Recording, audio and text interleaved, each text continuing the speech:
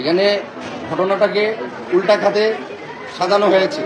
আমি ওনার সাথে আমার বিগত 5 বছরের সাথে প্রেমের সম্পর্ক। আমি ওনার সাথে দেখা করতে গেছি বাসায়, ওনাকে গোলাপ ফুল দিছি, ওনাকে 1 প্যাকেট বাদাম দিছি, 2 প্যাকেট পপকর্ন দিছি, দিয়ে ওনার সাথে আমার একটা নিয়ে ঝামেলা ছিল। উনি আমাকে এর আগেও সিলেটে জেলে দিচ্ছে, রিসেন্ট 4-5 দিন আগে আমাকে জেলে একদিন খাটাইছে, আমাকে কোর্টে দিছে। ওনার সাথে 5 বছরের আমার সম্পর্ক কোয়ান্টাম ফাউন্ডেশন থেকে শুরু স্টার্ট। প্রথম 1 বছর আমি সম্পর্কে রাজি হই নাই, উনি 1 বছর ঘুরছে। আমি বলছি বিয়ে করেন, উনি বলছে না আমি পরে বিয়ে করবো। আমি বলছি না আমি রাজি হবো না। পরে আপনার স্বামী হলো জজ, অনেক টাকা পেলার লোক, আপনি মামলা দিয়ে আমাকে ধ্বংস করবেন। উনি পরে ওনার মেয়েকে রাজি করেছে। 1 বছর পর ওনার মেয়েকে মামা প্রেম করার সমস্যা নাই, আমি বিয়ে করে দেবো, আমি তো ওনার বড় মেয়ে, আমার বাবা পাগল। এইভাবে দিয়ে প্রেম করার পর হঠাৎ করে 5 বছরের পর উনি ছেলে যায়, আমাকে চেনে না, আমার ফোন ধরে না। আমি হঠাৎ করে ট্রমার মধ্যে পড়ে যাই, ডিপ্রেশনের মধ্যে পড়ে যাই, উল্টাপাল্টার মধ্যে পড়ে যাই। এর মধ্যে ওনার আবার জামাই আমাকে পাওয়ার দেয়, যেখানে আয় তো কাটে টুকরা করবো, মেসেঞ্জারে আমাকে পাওয়ার দেয় এবং বলে যেহেতু কতটা ভালোবাসে আয় দেখি প্রমাণ দেখা। আর আমি যেহেতু তাসমিনা লুসিকে আমার জীবনের চাইতে বেশি ভালোবাসি, এই জন্য আমার সাহস দেখাতে আমি গেছি। ওখানে যাওয়ার পর ওরা আমাকে মারছে, এই শাহজালাল ইউনিভার্সিটি পোলাপান দিয়ে মারার পর ওরা আবার যেটা করছে সেটা হলো যে আমার থানায় দিছে।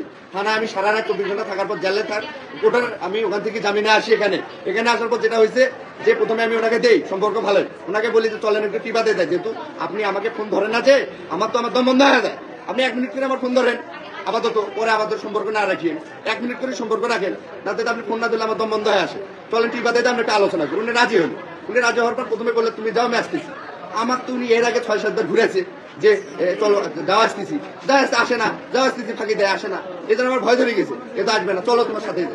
এর মধ্যে উনি যা আবার পাশের রুমে গেছে, যা আবার পুলিশে খবর দিছে, দরজা দিয়ে পুলিশে খবর দিছে, আমাকে আবার পুলিশে দিবে, আমাকে আবার শাস্তি দিবে, আমাকে ভয় দেখাচ্ছে। যখন দরজা দিচ্ছে তখন আমার এর আগের বার আমার বাবা মান সম্মান চলে গেছে। আমার বাবাও তো একটা প্যানেল চেয়ারম্যান, ফুলছড়ি উপজেলা বিএনপির সাংগঠনিক সম্পাদক নির্বাচিত, তো তারও তো একটা সম্মান আছে। এটাকে কেন্দ্র করে আবার পুলিশে দিবে, আমি রাগতে মরছি, এবার কাছে মরলে মরবো। বারে বাবার মান সম্মান ইজ্জত মাথা নষ্ট করবো না, নিচু করবো না। আমি ওই রাগতে বাবার সম্মানের কথা চিন্তা করে দরজা ভাঙছি। ওনার হাতে একটা মারছি, আমি আমার কলকাতা থাকে সবসময় থাকে একটা হাতে একটা মারছি। মারার পর ওনার ছেলে আসছে, ওনার মারার পর একটা কি দুটো মারার পর ওনার ছেলে আসছে, ওটা চাকুটা নিচে দুইজনে, আমাকে আবার মারা শুরু করেছে এই 2 হাতে। এই 2 হাতে যখন আমি প্রোটেক্ট দিতে পারি না, 2 হাতে আমার মারতেছে অনবরত, যখন প্রোটেক্ট দিতে পারি না তখন ওনার ছেলে আমি পায়ে কামড় দিছি। এরপরে ঘটনা আমি আর বলতে পারি না, এরপরে ঘটনা কি হয়েছে এতটুকু আমার মনে আছে। এটাকে ওনারা তো পাওয়ারফুল, ওনার হাজবেন্ড জজ, উনি ডাকলে তো হাজার হাজার প্রশাসন আসে।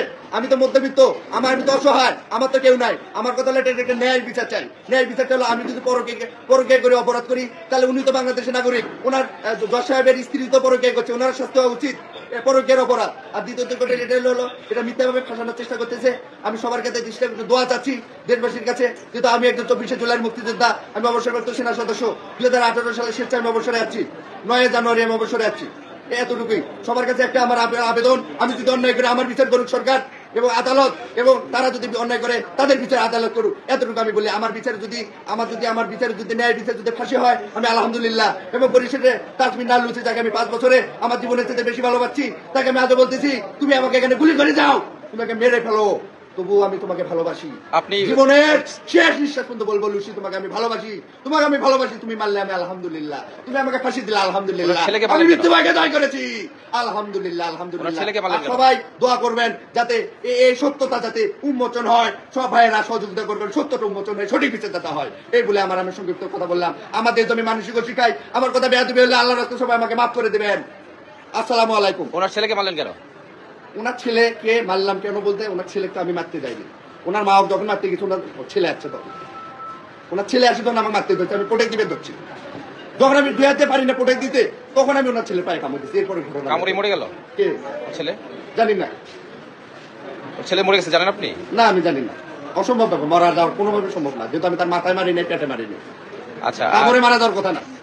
আর উনি যদি আপনার মানে প্রেমী করতো তাহলে জিডি করলো কেন আপনার নামে? বা আচ্ছা, 5 বছর সম্পর্ক করার পর হট করি এখন আমার ফোন কল আছে, আমার যেমন এয়ারটেল ফোন নাম্বার 5 বছর ওনার লিস্ট বাইট করে দেখেন, কত ঘন্টা, কত দিন, কত মাস কথা বলছে ওনার সাথে। আমার ফোন কল দিয়ে চেক করে বের করে দেখেন। আমরা যদি মিথ্যা হয়, ওনার স্বামী জানতো না? ওনার স্বামী জানতো। ও আর একটু উল্লেখ, এই মেয়ে, এই মহিলা, এই লুসি, তবু তাকে ভালোবাসি, তো ভালোবাসা খারাপ বলে তাকে। এই মহিলা এর আগে আরেকটা ছেলের সাথে প্রেম করতো, না মাসুদ, তার সাথে 12 থেকে 14 বছর প্রেম করতে। এই মেয়ে, এই মহিলা তাসমিনা লুসি। আচ্ছা, তো আপনার যে ঘটনাটা ঘটছে, তাই না? আপনি কি করেন, পেশায় কি? আমি ব্যবসা করি। আমি ফুলচুরি হাট আছে, ওখানে আমার শেয়ার দেওয়া আছে, আমি ব্যবসা করি।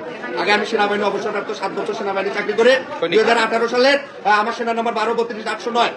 হ্যাঁ, আমি আবার 24 জুলাই যত সার্টিফিকেট নিয়ে ব্যাগের মধ্যে আমার সব ডকুমেন্টারি আছে। দেখেন আমার ব্যাগটা ওনার বাসায় আছে, ওনার বাসায় আছে। কোথায় জুলাই যুদ্ধ করলেন? ঢাকায় যাচ্ছি হাসানাত আব্দুল্লাহদের সাথে একসাথে, এক মাস জুড়ে। আব্দুল্লাহ আমার ফেসবুকে আছে, ছবি আছে। হ্যাঁ, আব্দুল্লাহদের সাথে কি যুদ্ধ করছেন? কি যুদ্ধ? 24 জুলাই যোদ্ধা, শেখ হাসিনা স্বৈরাচার পতনের আন্দোলন করছি। আপনার পুরো নাম কি? আমার নাম মোহাম্মদ লিমন মিয়া। আর খাতায় মিলন লিখছেন কেন?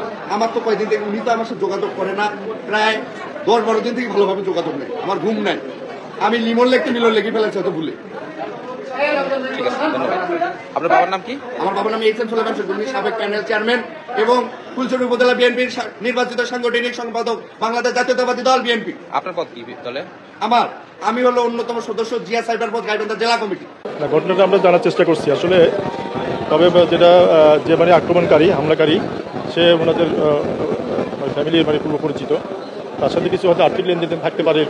একটা জিডির আমরা পাইছি, কপি পাইছি, তো সেটার কারণে হইতে পারে টাকা পয়সা চাইতো। এখন আজকে মানে বিকেলবেলা বাসায় এসে দারোয়ানের কাছে ওখানে এন্ট্রি করে ঢুকছে। তো পরে কিছুক্ষণ পরে যখন বাসার ভিতরে শব্দ হলো, তখন লোকজনে গিয়ে দেখে যে সবাইকে রক্তাক্ত অবস্থা দেখলো, উদ্ধার করে হসপিটালে নিয়ে আসে। এবং ওই যে আক্রমণকারী হামলাকারীও আহত অবস্থায় চিকিৎসাধীন আছে, সেও অচেতন। এখন আমরা আসলে বিস্তারিত তথ্যগুলো জানতে হলে তো আমাদেরকে, যেহেতু মানে তারা অচেতন, সেজন্য আমরা এখন এই মুহূর্তে আমরা ওটা জানতে পারছি না। তবে মানে এখানে আক্রমণকারী পূর্ব পরিচিত এবং আগে থেকে মানে কোনো বিষয় নিয়ে তাদের মধ্যে একটা দ্বন্দ্ব ছিল, এটুকু আমরা মানে জানতে পারলাম। জমি জমার বিষয় না, বিষয়টা হলো যে এই ছেলেটা ওনার মিসেসের কাছ থেকে টাকা পয়সা চাইতো এবং উনি মাঝে মাঝে সাহায্য করতো। কিন্তু রিসেন্টলি সম্ভবত এই ডিমান্ডটা বেড়ে যাওয়াতে উনি হয়তো টাকাটা আর আর্থিক সাহায্যটা করে না। তো না করাতে ওনাকে হুমকি দিচ্ছে, এমন একটা জিডি করছে উনি। ওই জিডিটা করছে সিলেটে জালালাবাদ থানায় জিডি করছে। বাদী ছিল ওনার ওয়াইফ। ওনার একটা জিডি করছে, জিডিতে কথাগুলো বলা আছে যে সে তার কাছে টাকা পয়সা চায়, এখন না দিলে সে হুমকি দিচ্ছিল। এই বিষয়টা আমরা এটুকু জানতে পারছি। এখন আজকে সে কেন আসলো, আসার পরে মানে বাসায় কী করছে, এখন মানে যদি মানে বাসায় এখন তালাবদ্ধ, আমরা ওখানে পিওর সামনে দেখলাম যে বাসার সামনে রক্তাক্ত অবস্থা। আর এটা মানে একটা প্রাইভেট বাসা, ওখানে সিভিল সিকিউরিটি ছিল। এইটুকু আমরা জানতে পারলাম। আমরা যেটা জানতে পারলাম যে স্যার হামলাকারী পরিচয় পাওয়া গেছে, তার নাম হলো লিমন। সে একটা মানে গাড়ি ড্রাইভার, বয়স আনুমানিক 30 থেকে 35 হবে। আমরা একটা বিষয় জানলাম যে ওই যে জিডির কপিটা আজকেই নাকি রাজপাড়া থানায় দেওয়া হয়েছে, এটার কারণে কি ক্ষুব্ধ এটা করতে পারে কিনা, আপনার কি মনে হয়? না, ওরকম না, ওটার সাথে না, উনি একটা কপি দিয়ে বলছে যে আমি পরে আপনাকে জানাবো, কী করতে হবে জানাবো, মানে আপাতত রাখেন, পুলিশকে একটু বলছে। কিন্তু উনি আর এরপর আর কিছু বলে নাই, বা কোনো আশঙ্কা উনি মানে যদি প্রকাশ করতে, তাহলে হয়তো পুলিশ ব্যবস্থা নিতে পারেন। ধন্যবাদ। হামলাকারী বাড়ি হলো গাইবান্ধা। সে তার পকেটে একটা আইডি কার্ড পাওয়া গেছে, এটা হলো ড্রাইভিং লাইসেন্স। ওইটা অনুযায়ী তার নাম হলো লিমন, এবং জিডিতেও ওই নামটা লেখা আছে, লিমন নামে তার বিরুদ্ধে জিডিও করা আছে, তার নাম লিমন। তার কাছে যদি একটা ড্রাইভিং লাইসেন্স আছে, সে হয়তো ড্রাইভার করতে পারে, বাট অ্যাকচুয়ালি আমরা এখন জানি না যে সে কি করে। আমি একটা খবর পেয়েছি যে সে আগে হয়তো সেনাবাহিনীতে কাজ করেছে, ওই তথ্যগুলো আমরা এখন জানি না, এটা মানে পরবর্তীতে আরো জানাবো।